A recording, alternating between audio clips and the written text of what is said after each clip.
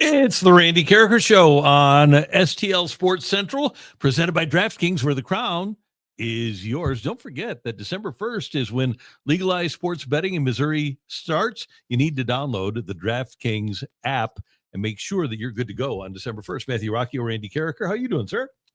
Can't wait till December 1st. December 1st. December 1th, as Boomer Esiason would call it. Oh, Jesus, Boomer. Come on. Come on, Boomer. We were just talking about CT on the morning show. It's a real thing. So, but I think so. he just messed up. That's fair. So we got things to talk about today. We're going to talk a little bit about the Cardinals getting swept in Seattle. Seattle has the best record in baseball since the All-Star break. It's when you're mediocre and are missing a bunch of guys, you're mediocre in the first place and then missing a bunch of guys, and you're playing the hottest team in baseball that did the opposite of you at the deadline. They went out and got Josh Naylor. They went out and got Suarez. And they already had really good pitching. Shouldn't be a surprise when you get swept by said better team. Speaking of post-deadline, I honestly think that's the most fun I've had watching a Cardinals game on television since the All-Star break. Oh, yeah. That was despite the fact that the 3 for 22 on the runners in scoring position was an extremely annoying moment. Everyone decided they didn't want to score when there was bases loaded. Why not? Who cares? Just absolutely insane game. It was legitimately a fun game to watch, despite it being an ugly game overall. And that just hasn't been true for a lot of Cardinals games in the second half here. Has been true for a lot of Mariners games, and credit to them. If you weren't able to stay up, bases loaded, nobody out in the fourth, no runs. Second and third, one out in the sixth, no runs. It was just it was a non-hit. The Mariners fest. had one too. Yeah, right. Like it was in the eighth or ninth. Yeah, they did not do well with runners in scoring position either.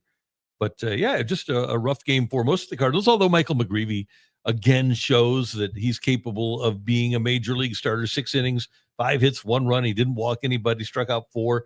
And you'll take that every single time. And Thomas Sajacy, 4 for 5. Here comes Thomas. Who needs Mason Wynn when Thomas Sajacy's going 4 for 5 every night? Okay, so one night. Let's tangent here for a minute. Okay. Because we had a lot of conversations about the depth on this team, the young players on this team, because of the runway and things like that this season. And very quickly, we all kind of shuttered Thomas Sajacy off to the corner. It was like, you're a nice little bench player, and that's what you're going to be. Yes. And was that premature? Did we overlook some latent potential there? Did we jump too early to just say you are a garage, you're garage Skip Schumacher, and that's all you will be? It might happen. It has happened. When Matt Carpenter came up, they thought he was a utility guy, and wound up finishing top 10 in the MVP 3 times. When Paul DeYoung came up, they thought, remember, he was a second baseman when he came up, and they told him, we want you to play as many positions as possible because essentially we look at you as a utility guy. He becomes an all-star shortstop that hits 30 home runs a couple of times. So you don't always nail it when you evaluate a player, and the Cardinals clearly have not nailed evaluating players. So maybe Sajacy will be better than a lot of them thought he would be. However, that being said, I don't think he's a better player than Brendan Donovan. I don't think he's a better player than Wynn, and I hope he's not a better player than J.J. Weatherholt. Not that I don't hope he's not good, but if Weatherholt is what he's supposed to be and Sajacy is better than him, then you really got something. But if Sajacy is what he's supposed to be and he's better than Weatherholt, then you got problems with Weatherholt. That's fair. So, and I think Sajacy will be a nice guy to play second, third short. However, I wonder next year you got a 26-man roster, okay? And you're probably going to go with 3 catchers because they really like Pozo as a pinch hitter. So you probably have the 3 catchers. Then you have your 9 position players. So let's just assume that your 9 position players are, with the hope that they can get rid of Arenado, Gorman, Wynn, Donovan, Contreras, okay? And then you've got 2 more catchers, and then your outfield /DH. Left field /DH, Herrera, and Burleson. Center field, probably VS2. Right field, Jordan Walker. So now we've got 9 plus the 2 catchers, plus you need an extra outfielder, whoever that might be. And then Weatherholt's on the team. So all of a sudden the math starts to work against Thomas Sajacy. if Weatherholt is going to be your super utility guy, maybe he's your backup shortstop. I don't know. But I think having 3 catchers kind of works against Thomas Saggese being even on the roster. If Weatherholt is here on the roster. Yeah, that would be unfortunate if he put together what he's doing here in the second half and then he can't even make a spot on the roster. Let me make sure I get this right. 3, and then you have 5 infielders with Weatherholt being one of them. That'd be 8. And then you need at least 4 outfielders. That'll get you to 12. And then you're going to have either a 5th outfielder or Saggese. Jeremy Hodge, Chip Carey said they struck out over 40 times. I don't like to disagree with somebody who dresses better than me that puts you in bad positions to be dunked on later. But Baseball Reference has it as 37 over the series. 2 games with 14, 28, and then a game with 9, 37. Yeah, it hasn't been pretty. It's been pretty bad. You need Donovan back in there. And now you lose Wynn, although he was replaced by Saggese, who had the 4 hits. And that's one of the reasons that Arenado will be back in there, is that he doesn't strike out as much, and they just don't want as many strikeouts. But yeah, they strike out a lot. Well, they have struck out a lot lately. If you look, though, at the overall strikeout rates in baseball, Cardinals are right in the middle of the pack, if I'm not mistaken. They are. There was the chat the other day. I had a baffling moment where everyone was like, I don't understand how they're only like 17th in strikeout rate, because it feels like all I see them do is strike out. Yeah. And that's how bad it is with a lot of teams in Major League Baseball. So the Angels have struck out 1,434 times, almost 100 times more than the Rockies, who are in second. The Cardinals have struck out a total of 1,185 times. And so 1, 2, 3, 4, 5, 6, 7, 8, 9, 10, 11, 12, 13, 14, 15, 16, 17, 18, 19 teams have struck out more than the Cardinals have. Yeah. So, I mean, that puts them at a in the top half. And again, it also, if I feel like if you isolated post All-Star break, it would probably be a little bit more probably middle of the road or bottom of the half, because I mean the strikeout rate has been terrible. Yeah, it has been over the last month and a half. This is an offense that would have issues and would disappear for a game or two in June. Mm-hmm. But I mean, there's obviously entire series, all 3 games this series, we lamented huge offensive issues. The offense is full on sputtering. Well, and you look, you're playing Scott a lot. You're playing Walker a lot. You're playing Gorman a lot, who strikes out. You've got a team. Pajes has a tendency to strike out now and then. You've got a team that has a tendency to do that. Let's see. The fewest strikeouts in Major League Baseball are. I don't know why I can't read this. Here we go. Padres. Probably the Padres. Wow, the Blue Jays have only struck out 982 times. The Blue Jays have struck out 500 fewer times than the Angels. I didn't realize, but Dante Bichette is having a... Bo Bichette? Bo Bichette. Dante Bichette's obviously his father. Bo Bichette having one hell of a season. Is he a Yankee or a Dodger next year? Feels more like a Yankee. Mm-hmm. Yeah, that's a good... I think feels more like a Yankee, maybe just because he's over there in the East already. Yeah. Padres fewest strikeouts in the National League with 1,037. So, yeah, it's an issue. I have just accepted that. I don't like it, but it is what it is. And if baseball's management people aren't going to care about strikeouts, to see my team have a chance to win, I would prefer that they put the ball in play, because I think you have a much better chance to actually get on base if you hit the ball than if you don't hit the ball.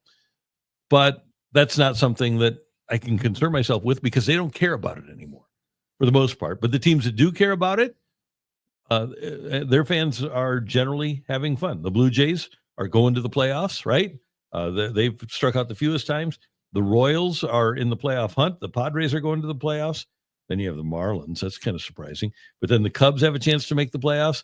Brewers are going to the playoffs. Astros are going to the playoffs. Those are the teams that have the fewest strikeouts in Major League Baseball. We were talking about Nolan Gorman yesterday and how players aren't like just who they are already at 25 years old. It's just fascinating me. I'm looking at Bo Bichette now because that I was looking at the batting averages a few days ago, and that 311 jumped out. I was like, oh my God, I didn't realize Bo Bichette was cranking it like that this year. Yeah, leads the league in hits. Right? He's dropped. So his strikeout percentage in his career, 23.6, 21, 19, 22, 19, 19. That was through his age 26 season. This year, it's a 14.5 strikeout rate. and he's hitting over 300 for the first time in his career. And I know, Bo Bichette's had multiple All-Star years in his career. He hit 300 back in 2023. Has always been around that. But I'm not saying Nolan Gorman is Bo Bichette. I am saying though, players can grow, and you're seeing that right now. A guy 27 years old who dropped his strikeout percentage by 5% at that age and started addressing the ball differently. Well, it's some guys just accept teaching at that age. There you go. So, what do you think about that comment by Eddie Grant? Yeah, let's go back to Eddie. Sorry, I like Jeremy Hodge, Cardinals swing and everything. That was also something we also talked about yesterday. I want to point out again. Just go back to that Brant Brown quote and read the whole thing where he talks about the entire Cardinals team and their propensity to, as Jeremy puts it, just swing at everything. Eddie Grant can't win the World Series with all Memphis grads and only Contreras. World Series winners all load up on high-price outsiders. We cannot afford it financially. The big market teams can and still make an operating profit. Bloom says he wants to develop our farm system. That is a ruse. Oh, okay. He calls it a ruse. I like that. It is a ruse. So smoke and mirrors. Yeah. A couple of years ago, because you mentioned World Series winners. A couple of years ago, the outfield for the Texas Rangers was not exactly big name guys that came from other teams. It was Travis Jankowski, who bounced around and actually been in the Cardinal system at one point. He's really established himself as an all-star over the last few years, though. Oh, yeah. And Leody Taveras and Adolis Garcia. They didn't give up a lot. Still killing the ball. So Adolis was actually DFA'd not only by the Cardinals or sold to the Rangers, but he was DFA'd by the Rangers. So I didn't look at that Garcia, Taveras, Jankowski as like a big name, expensive outfield in that World Series or for that World Championship. The Diamondbacks that year, who played in the World Series, didn't win it, but their left fielder was Lourdes Gurriel, who's a nice player, but they got him from Toronto in a trade. Alec Thomas. He's also been traded not 2 more times since then. Lourdes? Yeah. No, he's still there. Okay. Got the purple hair. Oh, yeah, my bad. Alec Thomas was their center fielder, not a big name outfielder from another team, and Jake McCarthy. So they really didn't go deep into the big money free agent guys. I think if you look before that, the year before that, let's just have fun with the Houston Astros and go big money free agent outfielders, because that's the only way to win a World Series. The Astros left fielder was Michael Brantley. Center fielder was Chas McCormick. Right fielder was a guy they developed by the name of Kyle Tucker. So I would have to disagree with that. The Atlanta Braves in 21. I'm having trouble here, by the way. I'm trying to find your example aside from the Dodgers.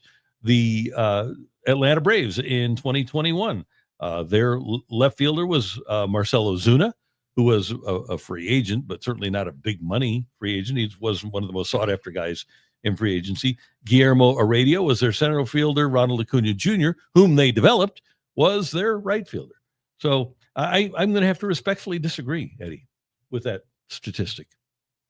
Sorry, I'm still blanking on the damn outfielder I was thinking. Teoscar Hernandez is what I was thinking about, not Lourdes Gurriel.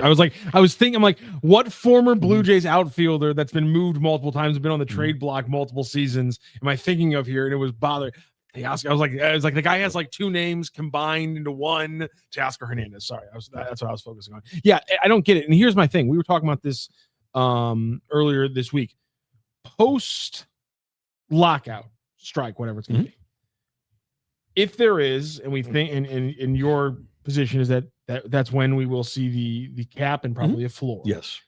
Won't that, look at the NFL and things like that, won't that make draft and develop even more important? It'll put a premium on being smart. Yes. Yeah. And so, yeah, you want to have a good staff in place. You want to draft and develop it. Rather than just overwhelming everybody with your financial prowess, which the Dodgers can do. They're playing within the rules. And they're smart, by the way. They're going to keep winning whether there's a cap or not. The Dodgers are exceptionally smart and very rich. So we don't need to hold any benefits for them. Also, we know in LA, apparently caps don't always matter. That's true. That's a good point. Kawhi Leonard. We're going to talk a little bit more about that. But if you look at the Dodgers, I mean, if you look at Ruiz, the catcher for the Nationals, good player. JoJo Gray is good. I'm just thinking about guys that they have moved in trades or guys that they have brought up. Cody Bellinger was there, and he's playing for a team that's going to be in the playoffs this year. They've got Dalton Rushing. They've got Will Smith. The Dodgers do and they've got a truckload of young pitching. I mean, Sheehan is pitching well. Granted, a lot of it has gotten hurt, but the Dodgers seem to develop as many good young players as anybody in baseball. So it's not, even though the stars are obviously Ohtani and Betts and Freeman, guys that came from the outside, they also do a really good job in LA of developing young talent. So there is going to be a premium placed on intelligence, and I'll be interested to see a team like Houston. Are they going to, and they've made some really good deals. They've been very shrewd. Are they going to remain a preeminent franchise? And what franchise that doesn't spend money now that will have to spend to a floor has a good GM that we don't know about that'll wind up being good? I'm really, excuse me, if I'm around then, because you never know. I'm old. So after the lockout's over in 2029, I'm interested to see what happens. That's fair. Mama, I think they could win with this roster, but not with the pitching staff. They would need 2 top-end legit guys, with Gray being down to a 3. Okay. I think that, and I'm on record as saying this, I think they're closer to being good than they are to being bad, but they need more production out of center and right field. They need Gorman to be what he's been for the last few months. And here's the thing with Gorman, good player, but probably a number 6 hitter. Wynn is fine. Donovan is fine. Contreras is fine. Pages / Crooks / Pozo, fine. Burleson Herrera, fine. So what you need to do is, especially because Pages is not going to bring you a bunch of offense, you need Jordan Walker to be what he was supposed to be. And you need Victor Scott II to get on base and be good enough to not only get on base, but to steal bases and be a legit leadoff hitter, to have a 360 OPS. Not OPS, that'd be bad. A 360 on base percent. And so if you can get that, if you can get a 360 on base out of Victor Scott II, and you can get Jordan Walker to be an 800, 810, 820 OPS guy, and then the other people do essentially what they've done, I agree with that comment that this group of position players can be pretty good. Now what you need to hope is that Liam Doyle can be a 1, that Quinn Matthews can be a 2, McGreevy sits there as a number 3. By the time this team's ready to win, Sonny Gray will not be around anymore. And then does Palante get to a point where he can pitch well for an entire 6 months? Does Kyle Leahy turn into a starting pitcher? Are you able to keep backfilling that bullpen with good arms? I don't disagree, but I think if the Cardinals are going to win, Matthew, that's the way that it's going to have to be. I do not see the Cardinals going out and spending $35 million a year on a free agent, a pitcher or a hitter. No, I think they could spend $35 million across 2 pitchers. Yeah. Well, and they spent $75 million, $25 million a year on Sonny Gray, and that's a 2 or a 3. He's actually, I think, one of the top 10 paid starters in baseball at an AAV of 25, and he's making 35 next year. But if you can find that guy, and he's got to be legitimately good, you can't spend 25. All due respect, you can't spend $25 million a year on Sonny Gray and expect to be a World Series team, right? You just can't. You've never backed away from that. I respect it. Well, number proven one, to be pretty true. Do we remember his World Series appearances? Mm-hmm. And he was with the Yankees. He didn't win with the Twins when he was there. He pitched in the playoffs for Oakland. So how do you feel about paying him $35 million? I'm the $25 million AAV is not great. The $35 million next year cash, not great. I don't think. Well, I wouldn't have done it in the first place. You know that. I know that. But it is what it is, and he's here. But you've got to have a better guy than that as your number 1 starter. And if you're paying him like a number 1 starter, then a real number 1 starter is going to want more than that. If the Cardinals go after another free agent, let's look at a guy. Let's just have fun with numbers here, okay? Are you okay with having fun with numbers? Yeah, sorry, I was just laughing at one of the chats. Okay. So, and let's put it up. So Sonny Gray has finished.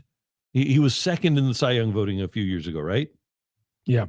The year before he became a Cardinal, Sonny Gray with the Twins, right? Yeah, and that was his age, I think 32 season. So he was third in the Cy Young voting in 2015, seventh in the Cy Young voting in 2019, and second in the Cy Young voting. So he has a 2, a 3, and a 7. And the 2 was at the age of 33. Okay, so did I say 2, 3, 7? I did, right?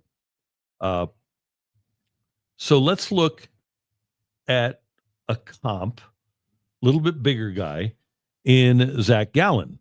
He has finished 3rd, 5th, and 9th in the Cy Young voting in his career. So if you go after a free agent like Zach Gallen after this season, who, by the way, is having a pretty nice stretch run here, I think Zach Gallen's going to say, well, you gave the last guy that's a comp to me $25 million a year. Here we are 3 years later. You've got to give me $27.5 million a year. Yeah. So the Cardinals have turned Zach Gallen, because of their Sonny Gray contract, for them into a $27.5 million a year pitcher. Absolutely. They were getting this comment from Redcon1, which I think is fun. Anytime baseball has to lower the standards and make stupid new rules, that's called compensation for a lack of overall talent. Look at Mike Greenwell's career. Better hitter than 95% today. I have 2 responses to that. Was baseball compensating for a lack of talent in 1968? No. What were they compensating for when they lowered the mound? Just an overwhelming amount of pitching talent. I think like we're kind of dealing with that. I feel like the pitchers are the pitching talent this year, not this year, over the last 20 years is part of it. Yes, the 3 outcomes mindset of baseball is definitely a part of it. Yep. But you can't 100% just say this is about a lack of overall talent with just hitters. There's the balance of, yes, part of it is that pitching has gotten souped up, and yes, hitting is behind it still. And that's both from a coaching thing and maybe from a talent aspect as well. Well, and a coaching thing. Okay. So why did the NBA take out the zone defense and then put it back in? Why did the NBA put in a 3-point line and then change the 3-point line? Manipulating offense. And right. Get rid of the hand check. Change the hand check rules. Manipulating offense. Yeah. Why did the NFL start enforcing defensive holding? Why does the NFL continually change their kickoff rules? Why has the NFL basically made the quarterback an untouchable player? Because they want to tweak their offense. Baseball isn't the only one that changes its rules to compensate for defense getting better. And the NHL took out the red line. The NHL had been around for 100 years and took out the red line after a lockout. So every sport has changed its rules. Every major sport in America has changed its rules to enhance offense. So I don't think that it's for lack of talent. I think it's for a height of talent of coaching and the ability, finding a way to suppress scoring. And sports are going to do everything they can to work against the suppressing scoring. So how did the shift come into play in baseball? It was because people were looking for an edge in suppressing scoring. So what does baseball do? They decide, you know what, we aren't going to have the shift anymore. So they take it out. It's not that dramatically different than the NFL changing the pass interference and defensive holding rules. I just think the saying that the talent level now is lower is a cop out. It's an overly simplified answer. And heck, by the way, a second part. 40 years ago, when the Cardinals won the National League East and they won 101 games, went to the World Series. You know how many Japanese players were in Major League Baseball? What are we talking about here? 85. You know how many Japanese players were in Major League Baseball? Oh, God. 0. Oh, wow. Okay. Yeah. There were none. I was going to guess 3 or 4. So now you've got Japanese players, you've got Korean players, you've got more Latin American players than you've ever had. You've got players from all over the globe. And it used to be that baseball was pretty much an American sport. Now, we did have Latin players. It's not like we had David Green, Cesar Cedeno, Joaquin Andujar. But now there's a proliferation of Latin players and mostly the addition of Asian players that have compensated for expansion by adding more players from around the world. And what is the the baseball academy facilities that like Major League Baseball builds in some of these countries in Latin America. Yep. What's that look like now compared to 2001? Yeah. Like I'm sure it's a much nicer place. The nutrition, the workouts, all of that. They're now getting the same boost that we've talked about, the difference between athletes from the 80s to now as well. And athletes, there's the key, because the athletes now are better than they've ever been. I don't think that the baseball players are better than they've ever been. And that's a product of what happens when they're kids, not being taught fundamentals all the time, especially if they're going to individual coaches and their exposure to baseball games is showcases rather than somebody like Mike Matheny teaching them how to play fundamental baseball. That's an issue. So the player isn't as good. Player arrives on the scene at 18 or 21 years old. I'll say 18 years old because coaching in college is great. But players that arrive out of high school, as often as not, don't know how to make winning baseball plays because they haven't been taught to do that, and it doesn't benefit them. It doesn't benefit a young player in high school to hit the ball to the right side to move a runner from second to third with nobody out. It just doesn't. So if it doesn't benefit them, they don't practice it and they don't do it. And that's a big problem with baseball. So while the athletes are better, I don't think the baseball players are necessarily better than they were 40 years ago. And I think, I think, it's also, again, it's a sport that naturally you're a Hall of Famer when you fail 70% of the time. So I think baseball is always going to be chasing more offense and the pitching being a little bit ahead. And at this point, I think technology is always going to keep pitching ahead of hitting in baseball. I don't see how you even it out. It looks impossible. Every time somebody's like, what's the hardest thing to do in a sport? The answer is hitting a curveball in Major League Baseball. It's the answer. Well, but in addition to that, Matthew, you've got all of these, every team now knows where a hitter is going to hit it. In Major League Baseball and in the minors, they've all got their cards to tell them where to play for a particular hitter. They didn't used to have that before, and that makes a difference too. I think it's interesting to note that was like the first opening salvo of analytics, like sabermetrics.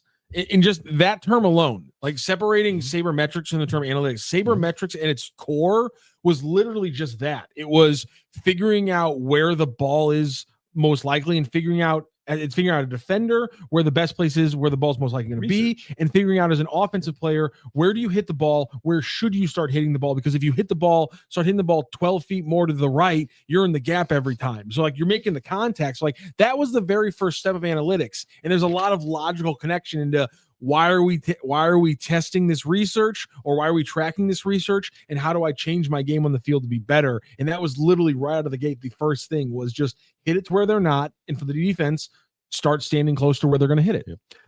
Before we, I'll get a couple things I want to get to. Graham, I like your thought process here, and I want to tell you what baseball thought a couple of years ago, and I want to see if you guys think this would you like if baseball would do this.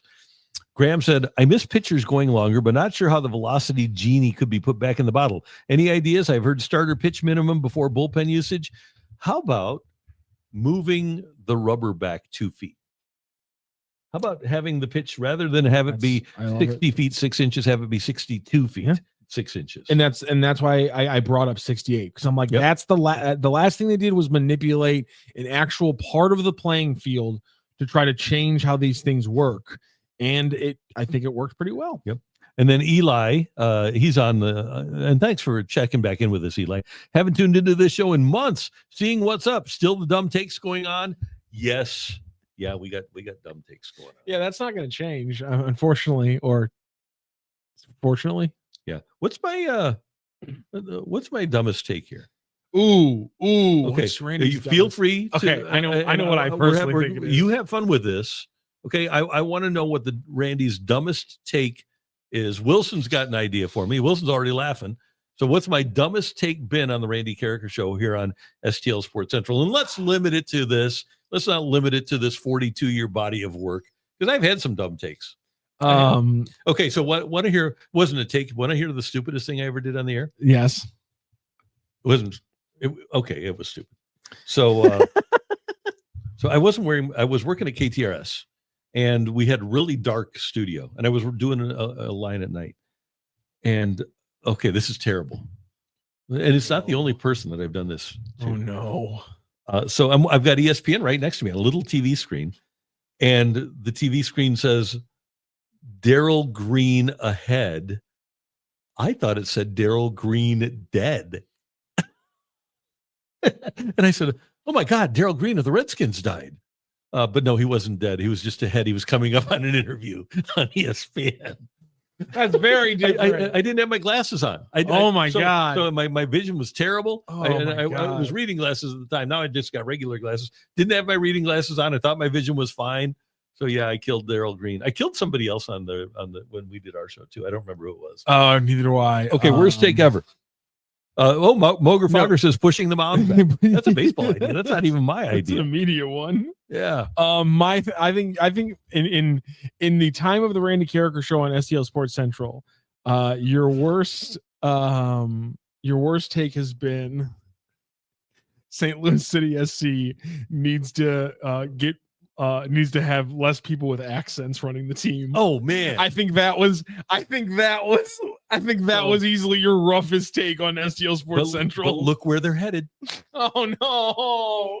I'm just saying. Since then, they have fired 2 people with pretty thick accents. That's a fair point. I appreciate you tuning in, Caroline. Appreciate it. The just saying it out loud, it hits the ears in a rough way. Here's the thing. Hits the ears in a rough 1960s kind of way. There you go. See, because the people, the soccer fans that I talk to are old school. They're people that played for the Steamers or worked with the Steamers and showed up in droves. Yes, Lobo. To be the but you had the Don Ebert fan club. The biggest fan club was the Steve Petcher fan club.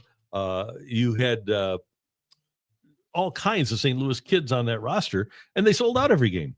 And you know why they sold out every game? Because it was St. Louis centric, and people were coming to see people that they knew.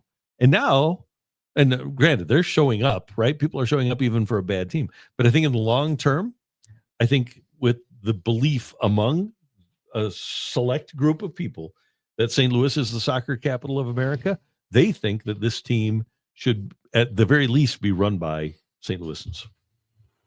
Do you get that? Now you're around. There are a lot of there are fans who think that. Yeah. I think that limiting your search pool to people who have St. Louis connections is not the smartest way to go about it.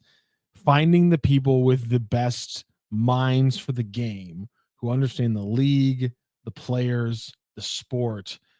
Those are the people who should be running the sporting office. So how'd that work in finding them? I completely understand the idea of like maybe certain community people who are running like things on Saturday mornings with a lot of parents and things like that. Maybe those people should have connections to St. Louis and things like that. I can understand that point, but I don't care if the new sporting director they hire is, a guy from Turkey who played his entire career in Brazil and only speaks Portuguese. As long as he makes good signings and he uses the designated player rule effectively and he fills the roster out with useful players, I honestly, I don't really care if I have to go. How would you like interviewing him? I was going to say, I don't really care if I have to go through a translator interview him. It's not going to be fun, but as long as he's making the best moves and the team becomes more watchable, it's going to make my job a lot easier in a lot of other ways. I think that, and I don't know if this is a St. Louis thing, but I think that having a coach or a manager with personality makes a huge difference. And winning helps. I mean, why was Chief so popular here? The manager is a little bit different. Compare Drew Bannister to Jim Montgomery, right? Would you rather buy tickets to watch a team coached by just watching them on TV, whether they're post-game interviews? And this is charisma too. It's not just language. I think having a coach GM with personality makes a difference. Oh, are you talking about for the team or are you talking about for the fans? For the fans. Okay, that's fair. I want and on the coach side, I just want the coach to be thinking about the team. And I've recently actually heard a bunch of interviews from players, soccer players specifically, who said that they've played in a lot of very diverse rosters, and there are crazy diverse rosters in European soccer. And they're like, yeah, it's never really been a big deal if like a bunch of guys can't speak one language. They figure it out. You develop relationships anyhow. Players are different. I'm just talking about faces of the franchise. That's fair. I just for me, it's just I don't want anything that isn't can you do the job the best to get into the conversation. And I guess your point is that being able to communicate that way is part of being able to do the job the best. And that's a fair point, I suppose. What are people talking about with the Cardinals, right? Communication factors. Yeah. And trust me right now, this week, that's a city thing as well. Yeah. People are complaining about is communication and a lack thereof. Yeah. It's not going great. Hey, speaking of something that is going great. December 1st. December 1st. Yeah, it's coming, and you need to get ready in the state of Missouri because the wait is almost over. DraftKings Sportsbook, America's top-rated sportsbook app, is coming soon to the Show Me State, and you can sign up today. New Missouri customers can get $300 in bonus bets when we launch on December 1st. Download now and place a $5 bet when DraftKings goes live.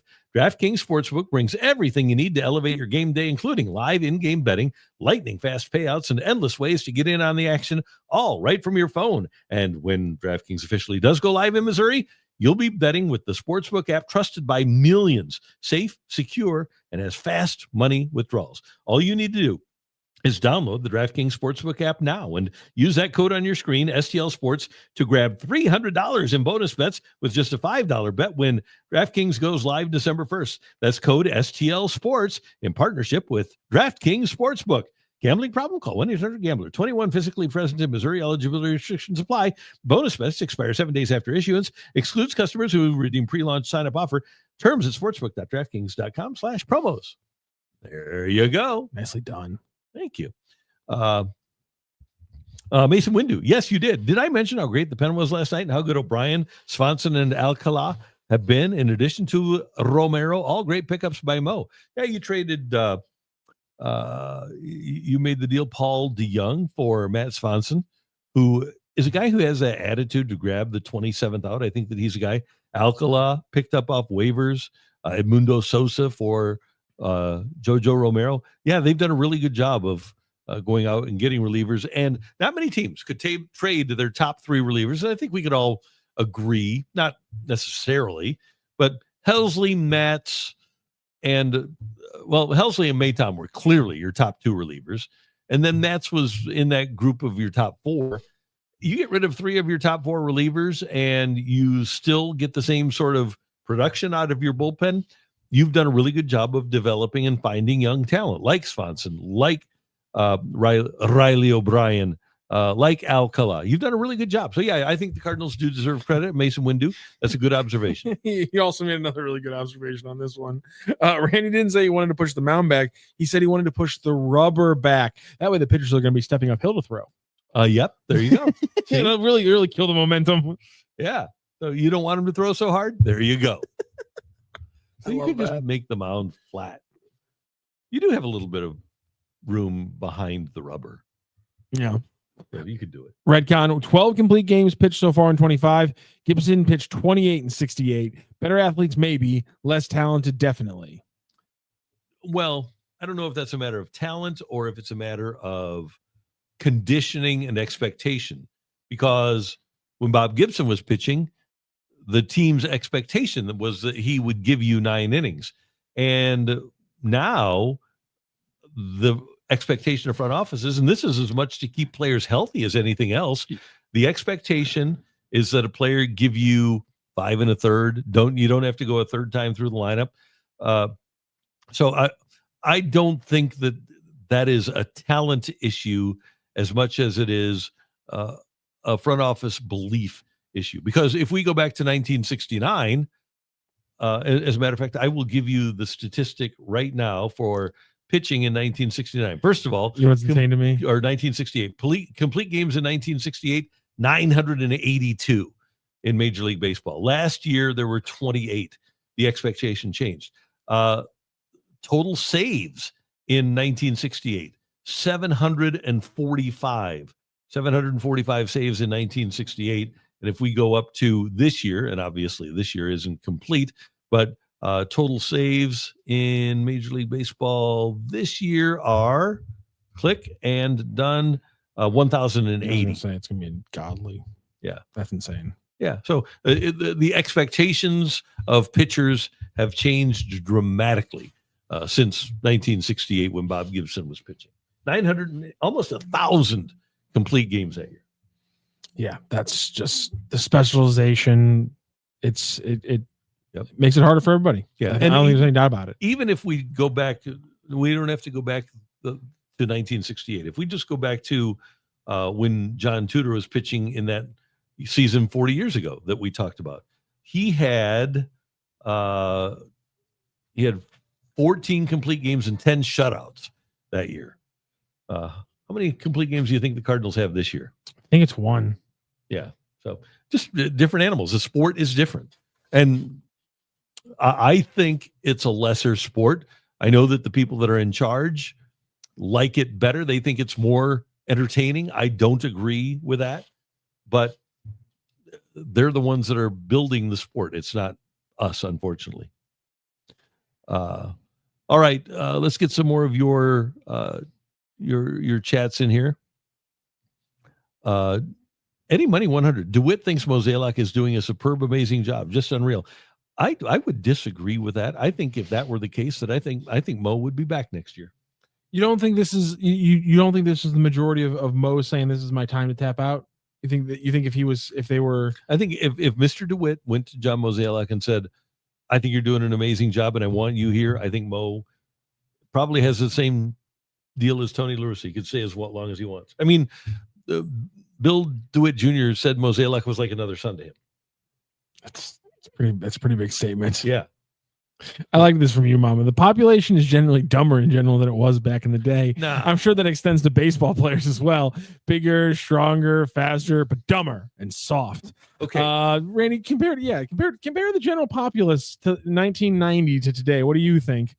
Are we dumber? Okay. Were we dumber then than we are now? No. And here's why. Yeah, you added me to the equation, so it wouldn't shock me. I would say the dumbest person is probably dumber.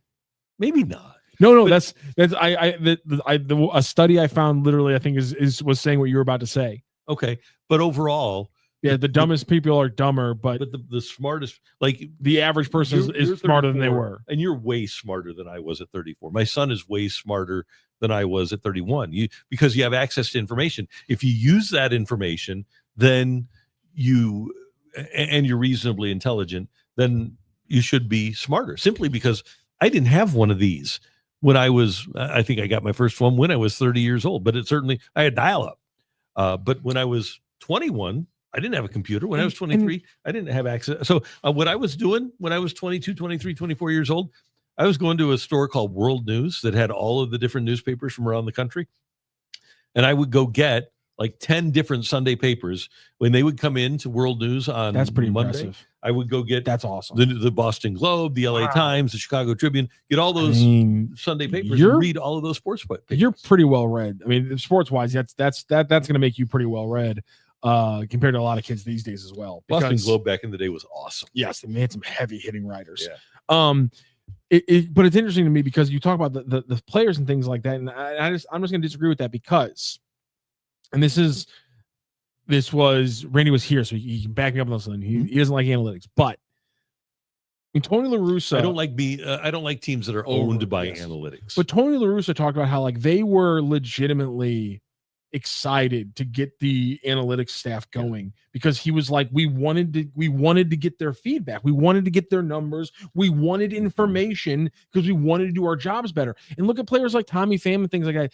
Players then take this information and some of them obsess over it, probably to a bad point. But to say that players are dumber now when they are undeniably more informed about their bodies, their health, their nutrition, and the every little fact of their swing. I mean, these guys know like where these guys will watch hours of video of their own swing.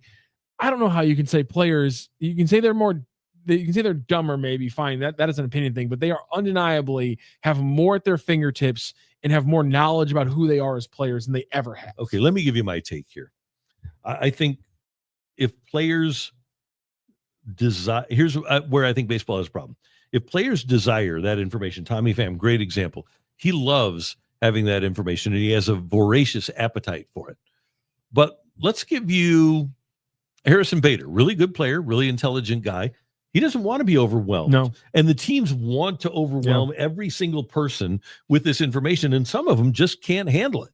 And so that's my issue is, and I've never met a manager, Joe Torre, says, hey, why would you want to turn down information? No, you want to have information, but there's a couple of things with it. There's such an incredible volume of information.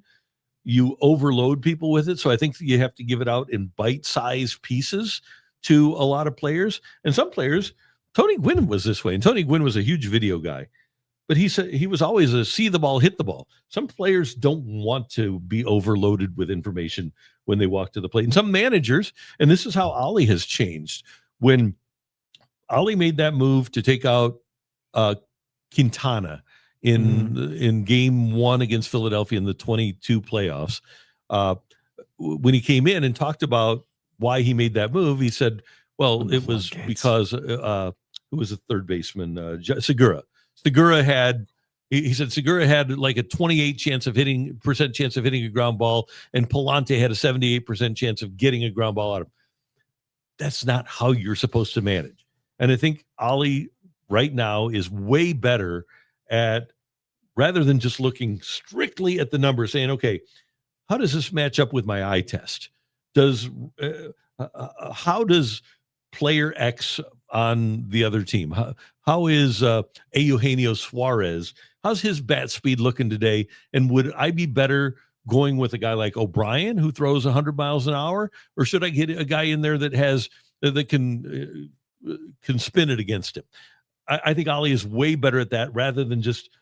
It felt like they didn't even watch the game, and it was all about the numbers and how the numbers stacked up. Not that they don't still use the numbers, because they are important, but I think there's also a lot to be said going old school like Tony or Whitey or Joe Torre, where you try to find the absolute best matchup you have for that particular moment, rather than the wide swath of information that you have. You mama. I'm just saying, they didn't used to have to tell people to not stick their heads in lawnmowers or eat laundry detergent. It's true. To your point, though, here's the thing, though. Before I was born, in 1991, when I was a child, there was already a sticker on the lawnmower to say not to put your head in there. Okay. Because prior to 1990, somebody had stuck their head in the lawnmower. Sure. So before I was even born, some moron was already here prior to 1990 who messed those things up. Why are there warning labels? Because someone was dumb enough.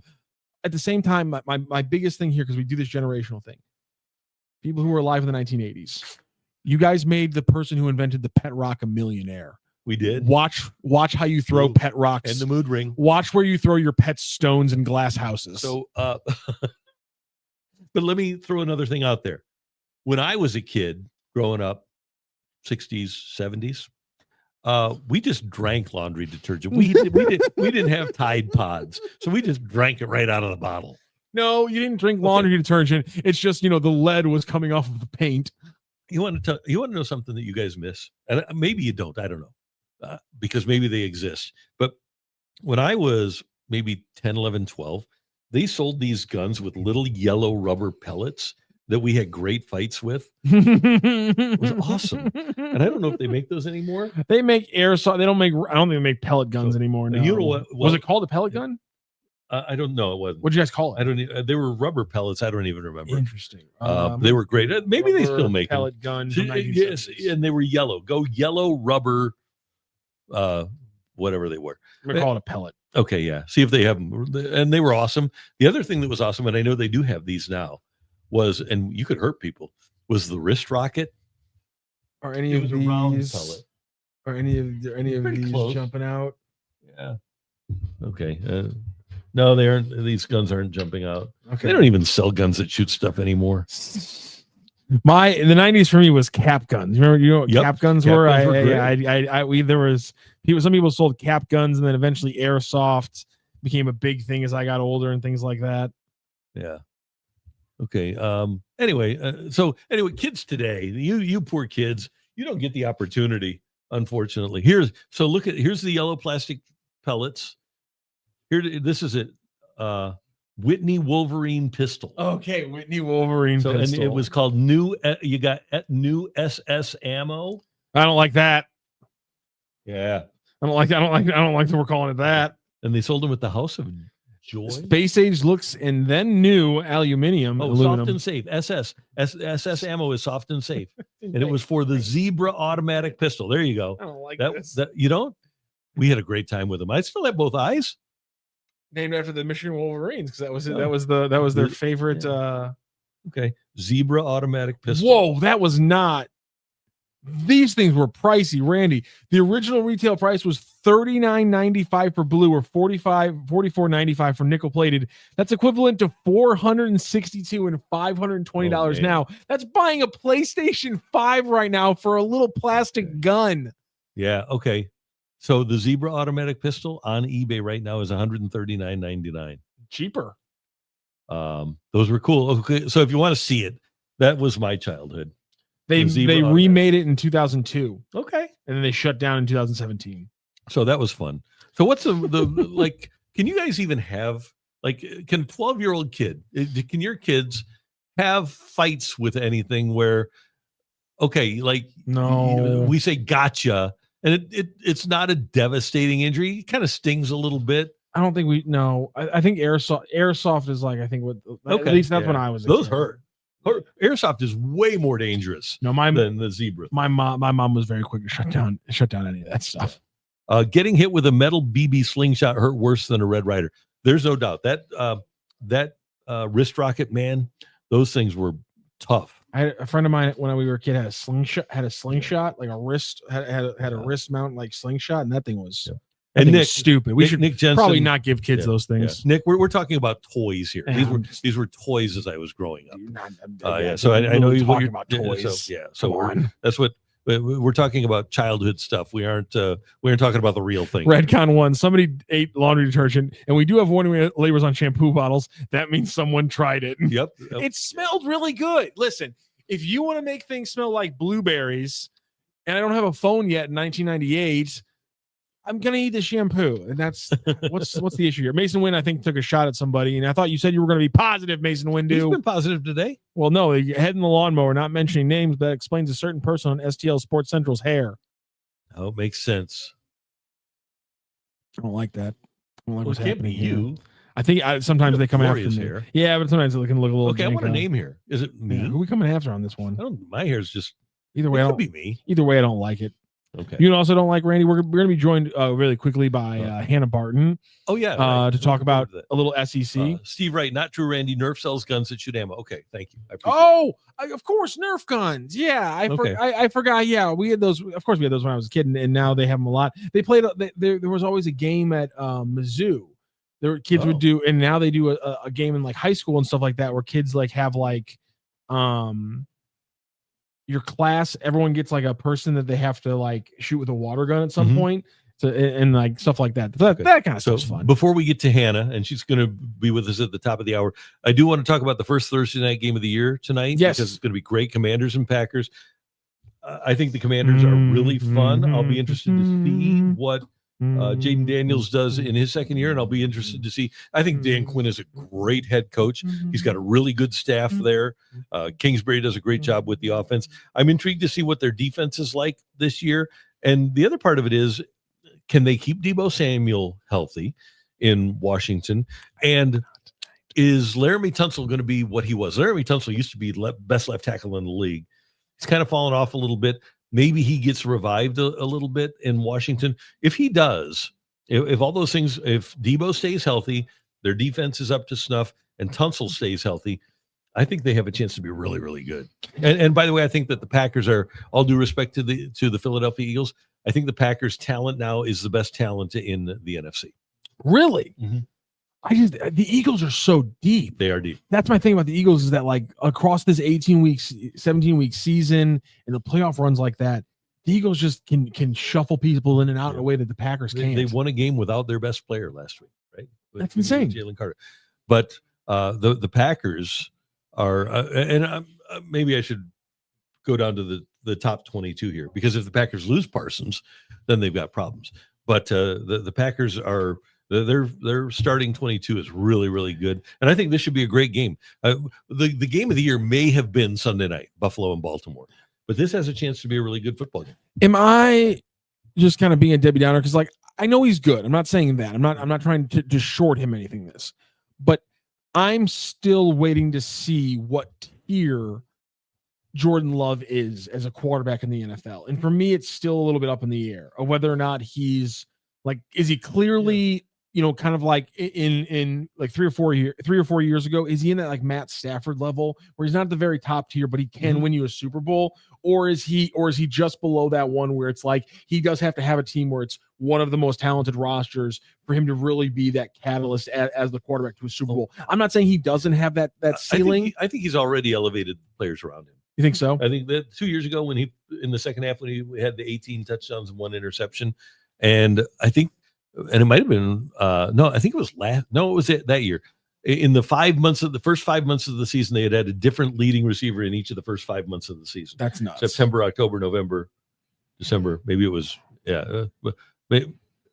first 4 months, I guess. He had a different leading receiver in each month of the season. So I think he makes players around him better. I think he was hurt at the beginning. I know he was hurt at the beginning of last year. I wouldn't put him elite yet. Yeah. He's probably in that 10 to 15 range for me right now, but has a chance to go up. He's got all the tools, physical tools to do it. And he's a smart guy and he's really well coached. That's one of the things he's got going for him is Matt LaFleur is brilliant. So I think that there's a lot to like about Green Bay. It's always been, it used to be a achievement in a game when you were playing on Madden to get a completion of 7 different receivers in a game. Uh-huh. And you just mentioned that there. Why inherently, when we see a guy spread it out like that, why is it such a benefit in our mind? Because it's hard to find somebody to cover him. Usually if it get like Justin Jefferson, that's the guy you're going to cover for the Packers or for the Vikings, right? But then you can go one-on-one with Hawkinson, you can go one-on-one with Thielen, you can go one-on-one with Jordan Addison. But if everybody is equal, and I think they are in Green Bay, whether it's Reed or Dobbs or now Golden, he could really, he could take a jump at some point this year. That's the thing. Yep. If he does like a Xavier Worthy-esque like jump where he clearly can take that speed and it pops and it takes the top off consistently. And you just go back to the greatest show. Who do you cover? Because you had 2 Hall of Fame guys in Bruce Noel. You had a Hall of Fame receiver, right? In running back that became a receiver. In Marshall, Oz was he would have started for any other team. Prohl probably he had started for every other team he had played for until he got here. So I think that's it. I think the more guys you have in the quarterback that gets it in terms of being able to find guys and can read the defense, I think the better off you are. Mizzou is getting ready to take on Louisiana. Might be a tough test. I don't know. Hanna Barton from Southeast Sports Fans is with us as she is every week, and we always love to have Hannah on the show. And there's this. How you doing? Hey guys, how's it going? Everything's good. Good to see you. Congratulations on your South Carolina Gamecocks. We want to start with that. Everything's going well for them.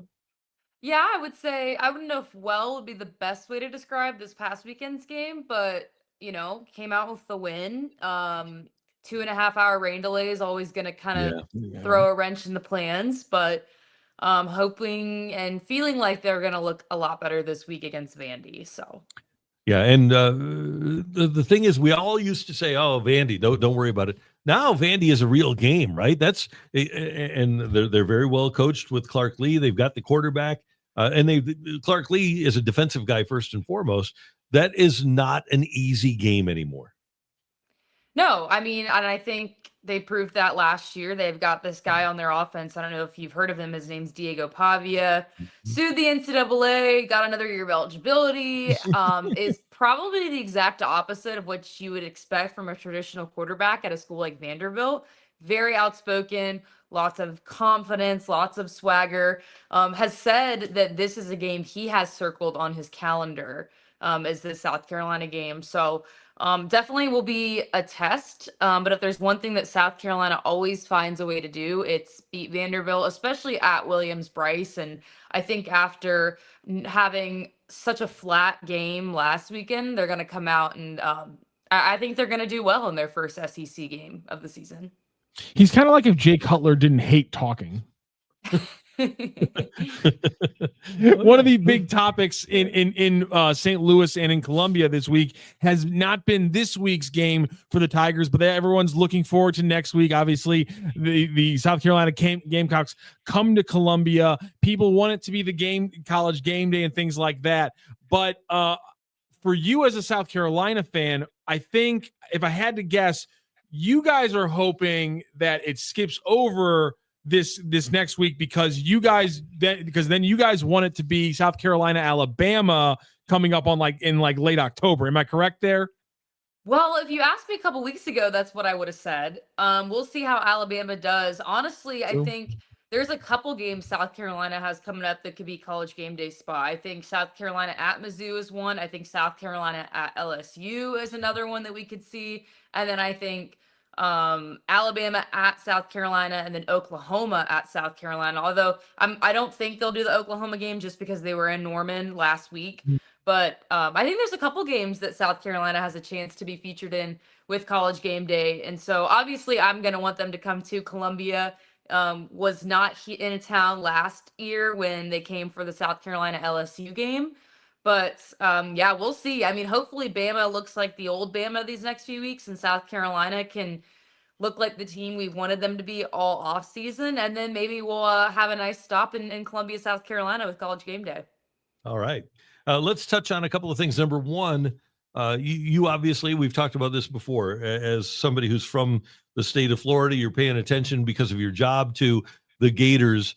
Do you think all it took was that loss to South Florida to get Billy Napier back on the hot seat? Do you think he is on the hot seat? I mean, I think people were shocked at last season halfway through whenever it appeared he wasn't on the hot seat. Obviously, they finished strong, and then I was like, all right, he should be doing fine. And then I think last game, I'm never one to say that one game should be the difference between a coach being in or out of a job. I think it definitely puts him back on the hot seat. And I don't think it helps that the schedule that Florida has going forward is as daunting as it is. I think if you see Florida get blown out of some of these games coming up and, not really hold their own in games that really realistically we thought going in they'd be able to, I think that seat's just going to continue to get even hotter. Their next 6 games, by the way, 3rd ranked LSU, 5th ranked Miami, 7th ranked Texas, 16th ranked Texas A&M, then Mississippi State, and then 6th ranked Georgia. So 3, 5, 7, 16, and 6 in your next 6 games. Ouch. Yeah, I'm kind of thinking once we get to that Mississippi State game, if there's pretty much maybe one win under the belt so far for that Florida team, and they don't blow out Mississippi State, I think Napier's job is going to be pretty much as on thin ice as it could be. It's obviously not going to get the pub it would have gotten because of the loss to South Florida, but Florida is traveling to face number 3 LSU. Brian Kelly kind of pumping up his potentially embattled opposing head coach in Billy Napier. So how do you see this Florida LSU game? Is this a potential for Florida to bite back? Does LSU maybe take them for granted in this game? I don't think so. I think Florida is going to look better than they did last weekend, but I don't think that they're going to really give LSU too much of a run for their money. I mean, you're playing in Death Valley. I don't think LSU looked great last weekend. I don't think Garrett Nussmeier looked as good as they did against Clemson, but that might have been strategic. They knew Florida was coming to town. And do I think Florida will look better? Yes. Do I think that will be an upset? No. LSU is a 7.5 point favorite. Another team that I think that, and you mentioned them, and Mizzou has them later on, and they're just kind of lurking there at number 13 is Oklahoma. Oklahoma, to me, Hannah, looks really legit. Yeah, I think that they have showed that they got their quarterback situation figured out. That's for sure. Obviously, the win over Michigan at home is moneyline material. That's the one. Obviously, getting that win over Michigan at home is huge for them. And I think going into this SEC slate is going to be a real test to see if they're in this new era, turning over that new leaf after last season that they seem to be showing they're trying to do. Speaking of turning over a new leaf, Kalen DeBoer is going to try to do that. Get Alabama back in the winning ways. It's the Big Ten SEC battle there. Big Wisconsin traveling into Tuscaloosa. One of the few teams that consistently won't get outplayed in the trenches by Alabama. Do we have, red alert? Is this a problem for Alabama against Wisconsin potentially? I don't think so. I think after watching Alabama last week, they figured out what was some things that were probably going wrong. Obviously, the team that they played, not the same caliber. But I think, obviously, Wisconsin 2-0, Alabama 1-1. I don't think it's going to be a blowout, but I think Alabama will handle Wisconsin, especially with it being at home. Does Missouri have any concern, any worries at all taking on Louisiana? I wouldn't say so. No. You never say never. You don't want to see an upset this early in the season, but I don't think Mizzou has anything to worry about. I think that they are in this good pocket of this long stretch of a home slate. I think that win over Kansas was huge for them, and they're going to continue to carry that momentum through these next few home games that they've got. The one ranked matchup of both SEC teams, Georgia and Tennessee. It's a 3.5 favorite spread for the away team in Georgia. So they're about a touchdown favorite if this was at a neutral site game. Georgia and Tennessee, can the Volunteers pull off what would obviously be a defining win for their season? If you'd have asked me a couple weeks ago before Tennessee played their first game of the season, I would have said absolutely not. Georgia's going to come in there and roll them.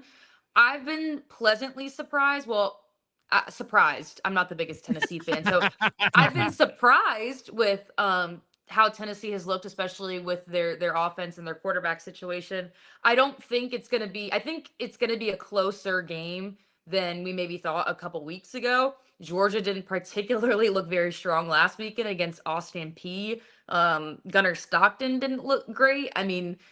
For as much as he threw the ball, to have no touchdowns result from that is not ideal. I think it's going to be close. Rocky Top is not an easy place to play. And I think that the Tennessee student section would not complain about maybe getting on the field and throwing some more goalposts in the river.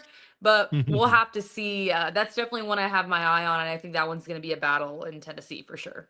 I don't know how to react to 3.5 points for Georgia. That seems so easy. Them rattling Joey Aguilar.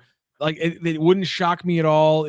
Them putting up 50 points like everyone seems to against this Tennessee group would also line up pretty well. Maybe just the 49.5 total is something to look at in this game, because like you said, them keeping it close wouldn't shock me, but it being a low scoring game, I think would absolutely just shock the living hell out of me. I agree. I think it's going to be a high scoring, probably one possession, maybe a 2-possession game, but definitely a high-scoring game for sure, especially with what Tennessee's been able to show on the offense. Of course, Georgia's going to have to show a little bit more offensive explosiveness than they did last weekend, but I think they'll rise to the level of the competition, and we'll see that. Everyone scores against Tennessee. Because everyone scores like 40 against Tennessee, it seems. Okay, so 16 teams in the conference, 11 of those in the top 25, most teams ever from one conference in the top 25 since they started doing the top 25 vote. I want to go to the other end of the spectrum, because we mentioned Vanderbilt and what a threat they are now. Florida, despite the fact that they lost that game last week, is still a really good team. Who's the worst team in the SEC? Is it Mississippi State or is it Kentucky? It's Kentucky. Mississippi State just took down a ranked Arizona State team, and I think if anybody watched that Kentucky Ole Miss game, it was brutal. Both teams did not look great. Both quarterbacks go out, lots of errors, sloppy football. Ole Miss better kind of get their stuff together for this weekend, which I think they will. I think Lane won't have a problem getting his team into shape. Hopefully their quarterback is healthy and there's no issues. I think Kentucky is going to take that title and will continue to hold that title of worst team in the SEC, at least for the next few weeks. And I wonder if that could, if we would have said this 2 years ago, people would have said, "You're crazy," Matthew and Hannah and Randy. But I could see Mark Stoops being on the hot seat there. Absolutely. I think the only thing keeping him there is that's the second biggest buyout in college football.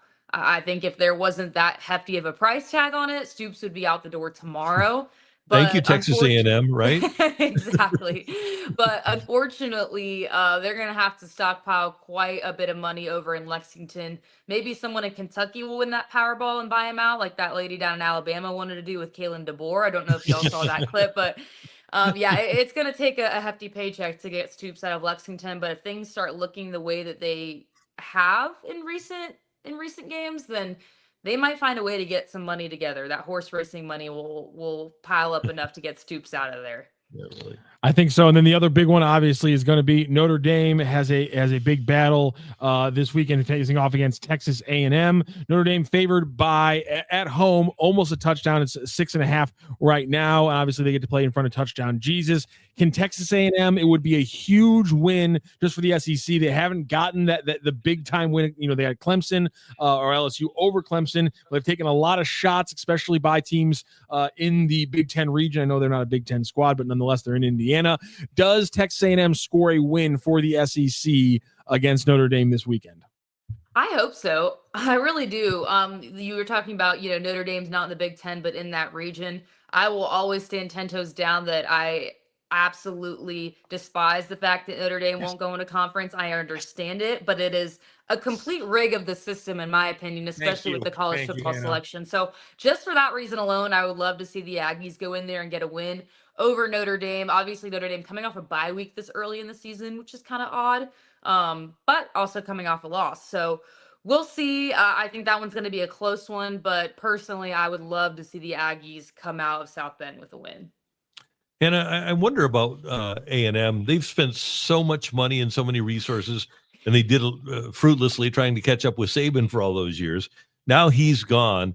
I wonder if Mike Elko is the guy to get A&M to where they think they should be. I think the two programs in America, not just in the SEC, I think the two programs that fail to read the room most are A&M and Arkansas. In terms of spending money that is not going to get them anywhere. But I wonder if Mike Elko might be the guy that gets A&M at least closer to where they want to be. I think donors of the Aggie program sure hope so. I think Mike Elko has shown some progress. I think he shows some promise. I mean, obviously, when you're one win away from going to the SEC championship game last season, that shows that you've got what you need. I think they've got a great quarterback, and I think that they've had a strong showing their first two games. And I think Texas A&M fans would certainly love for Elko to be the guy that's finally kind of reap what all of the people down in College Station have invested into that program. But one time will tell. I think a win over Notre Dame will definitely help his resume in that regard for sure. Do you agree with me that the two, at least let's just concentrate on the SEC? The two least self-aware programs, not understanding what their place in the hierarchy is, are A&M and Arkansas? I would say A&M is definitely on the list. Arkansas is one of those teams. They're kind of like the cousin that shows up to your family reunion and kind of steals the spotlight every once in a while, but you're not really sure what he's doing there or how long he's been in the family. But every once in a while, he decides to show up and speak up and maybe, be social. But then other times you're like, wait, who is that? What's his name again? That's kind of Arkansas, in my opinion, because, sometimes they show up and you're like, oh, the Razorbacks, woo pig, they're calling the Hogs. And then other times you're like, where is Arkansas? What are they doing? What's going on down there in Fayetteville? So I would say they're definitely on that list for sure. Okay. I don't know. In this analogy, where do you put the other Columbia? Be honest. I love y'all. I really do. But you definitely are up there in the list of a team that, and to be fair, the past couple of years you really have backed it up. But you're probably up there in a team that is a little bit less self-aware in terms of where you would rank and how people view SEC programs. And part of that's not your fault. I think part of it is location and the time you've been in the conference. I think you are on the right track. I mean, listen, this is from a South Carolina fan. When you think of the SEC, we're not the top team that comes to mind either. But I think that, and we are proudly delusional in Columbia, South Carolina. I mean, you can ask anybody like that. We will claim that loud and proud. But I would say Missouri's definitely up there for sure as well. See, and here's the thing, because we like to live in the past here, Hannah, a little bit. And so Mizzou's played in 2 SEC championship games, which is more than Mississippi State, more than South Carolina, more than Texas, Kentucky, Oklahoma, Ole Miss, Texas A&M, and Vanderbilt. In fact, Kentucky, Ole Miss, A&M, and Vandy have never played in an SEC championship game. At least we got that going for us.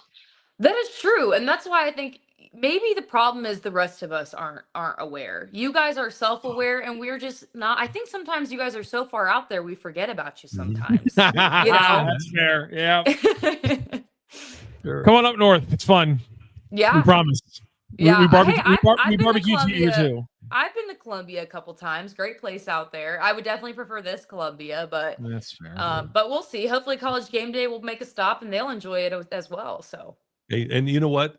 Just go to any gas station in mid-Missouri. We are in the SEC. Oh, Randy. Listen, I've been to a Casey's. There you go. There it is. I've been to Casey's quite a few Nicely times. done. By the way, sneaky great pizza at Casey's. You know, personally never tried it, but I have heard that. Heard that. So by the way, it's completely fair for you not to be rooting for College Game Day, because I was thinking of this. I'm like, as a opposing fan, I'm like, I don't care if College Game Day is at my team's away game, and if I'm South Carolina, my thought process is because just like you said about last year, it's like, well, they're not going to go to, if they go to a away South Carolina game, they're not going to pick a home game. So. If I'm you, I'm rooting against College Game Day being in Columbia next weekend 100 times out of 100, because I don't want them to burn it being in your opinion, the good Columbia, obviously. Yes. If there's any away game I'm okay with them going to this season, it's LSU, only because I will be in Baton Rouge for that game. But I would prefer it to be here in Columbia, South Carolina, of course. All right. Hannah, what do you got going on Southeast Sports Fans? Was just continuing to kind of build stuff. Obviously, Mizzou is the big thing that we're tackling right now. So continue to follow everything we've got for there. Trying to get some stuff off the ground with Southeast Sports Fans. If anybody out there has some things that you want to hear from any school in the SEC, feel free to let us know, and just continuing to introduce the full Southeastern Conference to you folks over there in Missouri. By the way, Mizzou has a med school, do they not? Yeah. Like in a hospital? Yeah. Has there ever been a longer diagnosis of a broken leg than what it took for Sam Horn? Come on. The guy got a broken leg. Why we got to come down on the diagnosis? Because it took 2 weeks to figure it out. That's why. Ridiculous. Hannah, you're the best. Thanks so much for the time, and we'll talk to you soon, okay? Thanks, y'all. Have a good one. See you. Hannah Barton, and you can check out Southeast Sports Fans on YouTube. They do fantastic work covering the entire conference, and obviously with a focus on the University of Missouri, and with Hannah, focus on the University of South Carolina too. USC, the other USC. Kentucky spending that much money firing a coach for football would be hilarious. Yeah, so hilarious. So I think here's the thing about why I said what I said about A&M and Arkansas, because they actually thought that they could hire coaches that could beat Nick Saban. There you go. Right. And why do you spend $100 million on Jimbo Fisher? You weren't going to, didn't matter who it was, unless you stole Nick Saban, you weren't going to beat Nick Saban. And then they give him the $100 million buyout. It's hard to get talent at Florida State. And he did. I said that with a straight face. I got to do that with a straight face and everything. Did. Yeah. So maybe they'll do, maybe Elko will be the guy to turn things around. But, here's the thing. Under Kevin Sumlin, they had the great years under Manziel, right? A great year. They went 11-2, then 9-4, 8-5, 8-5, 8-5, 7-5. That's kind of who they are. I don't know why they just didn't buy into the fact that Kevin Sumlin, kind of like Missouri, because their fans are a bunch of oil barons. What do you mean? Like, because they can't be told no, right? So they that's the thing. The self-awareness. I think they believe they're better than they really are. New money can't be told no. You can't tell new money no at all. Yeah. New money will just keep spending until it overwhelms. Yeah. So anyway, they are what they are. You saw what happened with Texas A&M, what they did over the last two transfer portals in like the non-revenue sports. Oh yeah, they're spending money on softball because they realize we can't flood college football with money and win, but we can sure as hell flood college softball and win. Right. Yeah, and they're doing it, and they. Well, I guess they lost their baseball coach to Texas, right? Oil barons in that ripoff. They will not lose. But then you look at Arkansas. They steal Bobby Petrino from the NFL. And then they bring in Bielema. In fairness, they kind of just like caught him in a net as he was running. Well, true. Yeah, but still, they offered the contract and he took it. Yeah. And then Bielema, after he leaves Wisconsin for the big money to go to Arkansas. And then Chad Morris, when they got him, he wound up being terrible, but he was the hottest offensive mind, hottest assistant in the game. And then Sam Pittman was kind of a weird choice, but Pittman's fine. He's 2-0 with them this year. By the way, maybe they have kind of figured it out because Pittman, after going 3-7, then 9-4, it's been 7-6, 4-8, 7-6. So maybe they are kind of figuring out who they are at Arkansas. I don't know why, but I've always really loved the way the NFL really freaked out about the Bobby Petrino thing happening. Like when it happened, people were like legitimately pissed off. Well, and it was hilarious. He left goodbye letters on the stools of his players in the locker room. He didn't talk to him at all. He just had goodbye letters printed up and said, "Hey, I'm out of here, dog." Yeah. Like people were like, analysts were pissed. When he did that? Yeah. That was hilarious. Is Bobby Petrino, after the motorcycle accident, the greatest photo in the history of sports? It's Ollie and Liston. Good. Okay, Ollie and Liston's number one. Okay, we're with Ollie standing over Liston, and then it might be Bobby Petrino with the neck brace. Yeah, the Samsonite. Bobby Petrino with the neck brace is so good. Yeah, best photo in sports. It's right there. OJ with the gloves, pretty good. Yeah. That is sports, but that's like that one. Sports. Oh, that one's pretty good. Yeah, that is epic. Yeah. Okay, I know that you are really invested in the Kawhi Leonard situation. Oh, yes, right. We haven't gotten to that yet, but so there's even more from Pablo Torre finds out about the Kawhi Leonard situation, getting paid more than he should have under the NBA cap rules by Steve Ballmer and his associates that own the LA Clippers. So what's the latest on this? The latest that we've heard from Pablo Torre on the situation that Ballmer and the Clippers have vehemently denied. So this is a new one from Pablo Torre finds out. He posted this 6 hours ago. And I'm reading now from Pablo Torre finds out on Twitter. Kawhi Leonard's $1.75 million no-show payday was running late. Then, per new documents obtained by Pablo Torre, the Clippers co-owner invested $1.99 million in the team's broke sponsor. 9 days later, Kawhi got paid. It is beyond shocking, an aspiration executive says. But here's the thing. This is actually insane to me. This is even more of a smoking gun, in my opinion. The owner who put in the $2 million, which then paid Kawhi Leonard $1.75 million, is not Steve Ballmer. It's another Clippers minority owner. Dennis J. Wong was the one who put in the $2 million in aspiration, as required by his endorsement contract with the environmental company, according to the latest allegations made on Pablo Torre finds out. Absolutely insane. And again, we're getting another piece of this story that is, you might have broken a sports law, but I think you also broke real laws. Oh, that would be. You can't funnel money like that, dude. It's just, you're not allowed to do that. No. So it's pretty remarkable. And what a great investigative journalist and what a great team. I mean, this is a team of people that are doing great investigative journalism.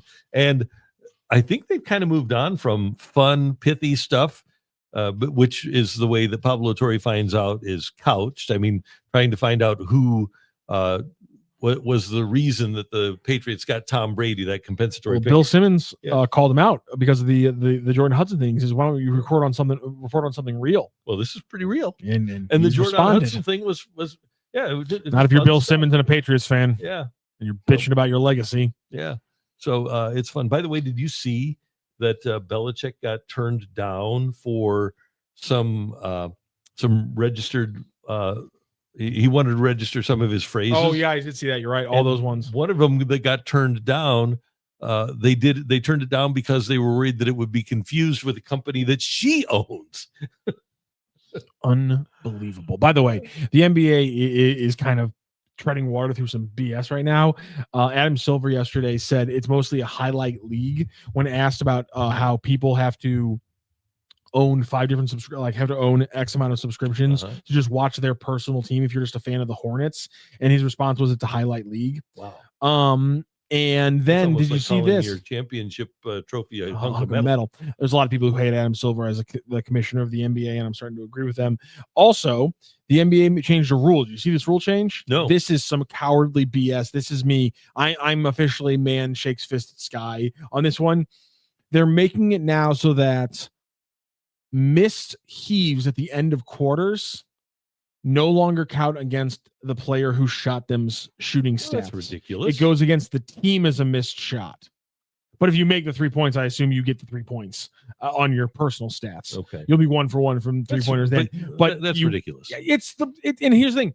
They're doing it because players stopped shooting at the end of quarters because they were worried about their stat lines. Oh, okay. But like, to me, as we were talking about earlier with rules that are like making things worse, that's a rule that's making things worse because you're accepting that the players have won the fight, that they can't have one more missed shot on their record each game. And it's pathetic. It's absolutely pathetic. It's me. I'm officially shaking my fist at the sky. I'm an old man who now is mad at the NBA. Cardinals are off tonight, and they'll open a series in Milwaukee tomorrow. And so we'll be reviewing the NFL game tomorrow. We'll be previewing Cards and Brewers, and I want to know. We'll talk about this tomorrow. I don't think the Brewers are a real rival. I think they're just kind of they happen to be in our division. Does anybody care that the Brewers are going to win the division? And do you care about the weekend? If the Cardinals could stop them from clinching any earlier, does it make any difference? That doesn't make any difference. If I had to guess, there's one reason why people care about the Brewers being good. And is that they're doing it while spending less money than the Cardinals. Oh, yeah. I think that fact will rankle a lot of people. People who are aware of that fact. And if you listen to this show, and if you listen to the Bernie Show, you are aware of that fact. If you're aware of that fact, that is going to rankle a lot of Cardinals teams. That there's a team in this division who's doing the small market frugality even while winning 95 games, even better than the Cardinals. And they're dancing on their graves while they do it. So we'll talk about that tomorrow, and we'll have Bernie. Yes. Looking forward to that here on the Randy Karraker Show at STL Sports Central, presented by DraftKings, where the crown is yours. Have a fabulous Friday Eve, and we will see you tomorrow just after 10 o'clock.